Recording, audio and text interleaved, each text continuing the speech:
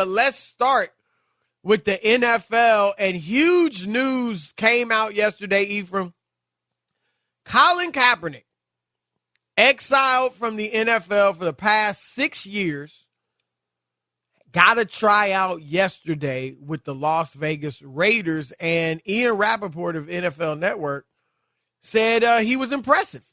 He's been told that he was impressive. Now, the Raiders obviously have their starter in Derek Carr, who just signed a 3-year contract extension, so he obviously is entrenched as the starter, as he should be. But they also have 3 other quarterbacks on the roster. So now they can cut those guys and end up only paying like $1 million. So as far as a cap hit. So if Kaepernick was that good, it wouldn't be tough for them to keep him as a backup. But I feel like I kind of feel like they won't. And I'm not saying this was just a ruse, because I think it was legitimate. And I think it could also serve, Ephraim, as like a trial balloon for other teams. Because remember, when the Ravens thought about signing Cap in 2017, and the fan base went crazy in a negative way. And so they backed off and everybody else backed away. But now he tried out. He worked out at Michigan, a month or so ago at the University of Michigan with Harbaugh. No fan uproar there, none here. It seems like putting this out there, it seems like teams could be like, all right, it's not going to be a negative if we bring him in to our fans. And so what I hope, look, if the Raiders sign him, great.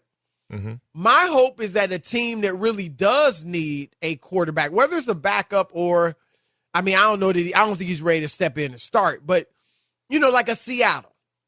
And Pete Carroll's been flapping his gums for years about how he deserves to be in the league. He's a starter and blah, blah, blah, yet never has done anything with it.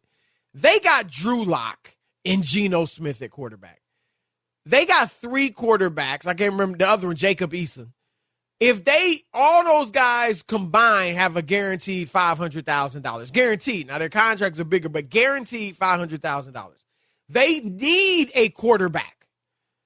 And I think that's a team that should look at Kaepernick seriously. Not to step in as a starter, but to step in as a backup. And, hey, if he shows you he can play, then bring him in to play. But that's where I'm at on this.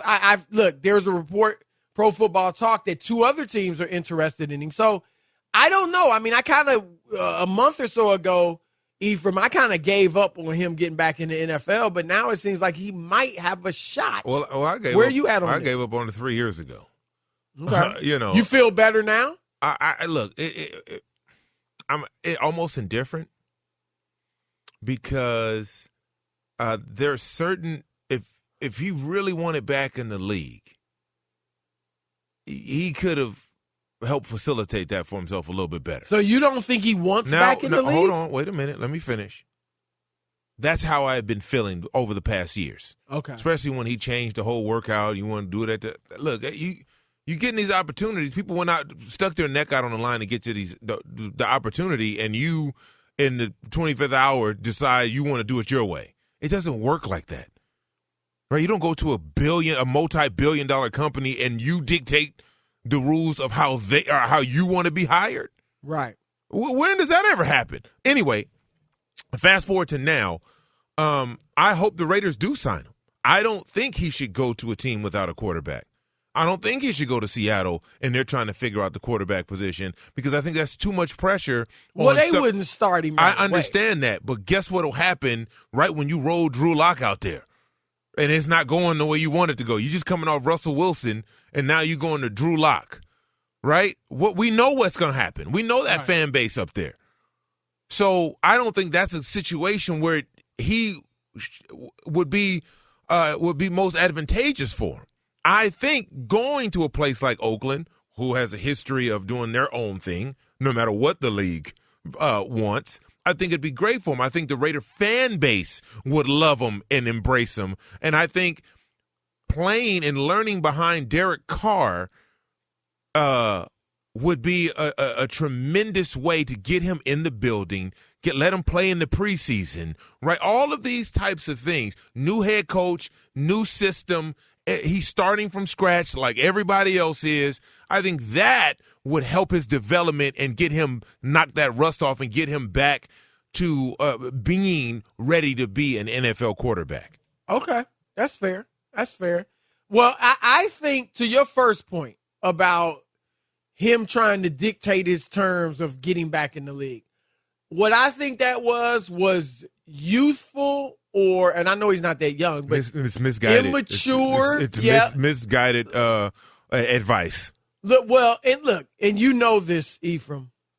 Colin Kaepernick, and you know in the black community there's a term conscious, right? And now it's somewhat similar to woke, right?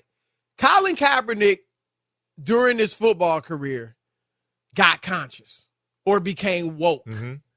He read the autobiography of Malcolm X. He started studying more about black. You know what I'm saying?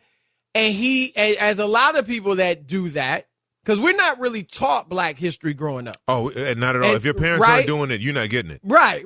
So when a lot of people come into that in college or after college, but when you come into it and you get really deep into it, you're like a bull in a china shop.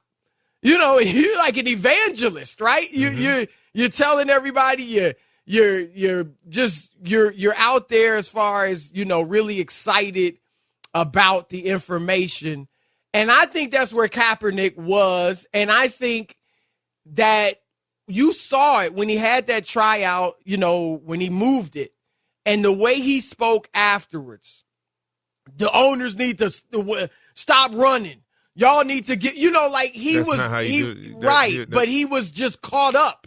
Honestly, he was just caught up in his Malcolm X phase. Like I said, bad advice. But I don't even think that was just advice. I think that's just where he was mentally. I can promise you there was a team around him, and like you look, man. But even if they were giving him the advice to do it this way, I think he was so exuberant that he wouldn't have listened. He was going to be like, like I said, people that have gone through the Malcolm X phase. Yes. And that's just where he was. He was going to do it his way, tell them off. And I think as he's mature, it doesn't mean he's any less excited or enthusiastic about black history or the black cause or anything like that. But you grow, you mature. Yeah, you do. And I think now he understands, look, the way I'm going to get into this is, they own the league. I got to, you can't just be telling everybody off. No, look, he sued the league and won. Okay, he won. They never disclosed how much he got, but, right. So moving forward, if this happens for him, I think it's great. Me personally, I think being away from the game 6 years is too much for anybody trying to come back and play football. So much of the game has changed. The speed, everything has changed. You throw into a couple dudes at the park or at high schools, brother, I so can you don't think he can go do that right now. I can go. Right? Can a year, like your scenario, doesn't play a lick this year, but is on the bench, going through practice, scout team, all that.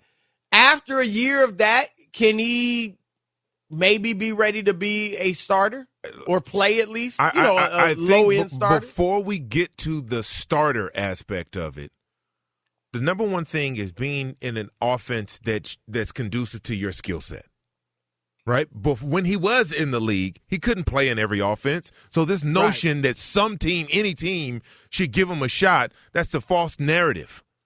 Because you don't bring someone in if they don't fit what you do offensively, which is paramount at the quarterback position, backup or starter. It's the same thing. You don't bring a guy in who won't succeed in your scheme based on their previous performances.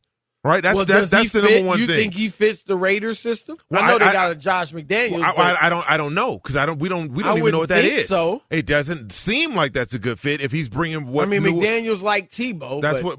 Well, if he's bringing what he had in New England over, then that is not a good fit. Right. There's not very few teams run the style of that he'll be conducive in. Now you get a lot of that with the younger, more athletic quarterbacks that will they will construct their offense and make changes based on your skill set. But nobody's doing that for him right now. Right? No, of course not. You would that would be asinine to do that, right? Because that would mean you hope he's going to be your starter for the next 5-10 years. And that's not quickly, a reality. We got an update from Rob G. Rob G, what's the update? Well, first off, you guys were talking about the link with the Raiders. The Raiders' offensive coordinator, Mick Lombardi, worked with Colin Kaepernick in San Francisco, so that could be the reason for the connection. But, coming into Thursday, the reports that we got were just, hey, it was a positive workout. He looked good. That was the extent of it. Josina Anderson, she didn't give the name of the source, but got someone on the record who was at the workout. Here's what they said, quote, "I think the best thing for him is that someone pulled the trigger on a workout. He looked like a guy taking things more seriously, lean, fit, still has a strong arm, but it's easier when it's choreographed. This was unscripted, not his drills, and at times you could tell. So he would have to work his ass off to knock off the rust on the accuracy and the touch. Can he play in the league? Yeah, but he's going to have to really earn it." All right. And that's exactly along the lines where I was saying, like, look, this is not going to be easy. People love to say, when Tebow came back as a tight end, they were like, you could. Hey, man, the vast majority of the population of the planet Earth don't really realize how hard it is to play professional football. And I don't say that to demean anybody. I agree with you. Right? Or professional anything. Professional anything, but especially football, because so much of your success is tied to everybody around you. Right. And at the quarterback position, it's even more paramount than any other sport at any other position. Let me ask you this quickly. We got about a minute. Antonio Brown, which I know is not, oh God, go ahead. He's not indicative of all players, or even many players, I would say. He shot down, he wasn't feeling Cap. Who was the other player that seconded what he said? I can't remember who it was.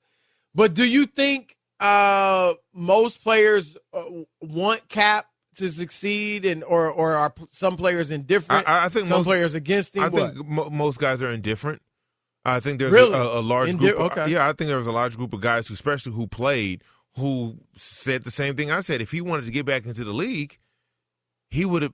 There's steps you can take. There's efforts, right? Making documentaries and movies and shows about it. That's not how you do it. If that's if that's what you want to do. Now, he built a brand on not being in the NFL. Remember that. He built a whole brand. His show was pretty good too. But he built he built a whole brand on not being in the NFL. Right. So there's all of that. All while that building was going on. Like I said, telltale for me was when he decided he wanted to change the whole. They wouldn't let him bring his camera crews in. He didn't like that. That's not how this works, man. It's never worked like that.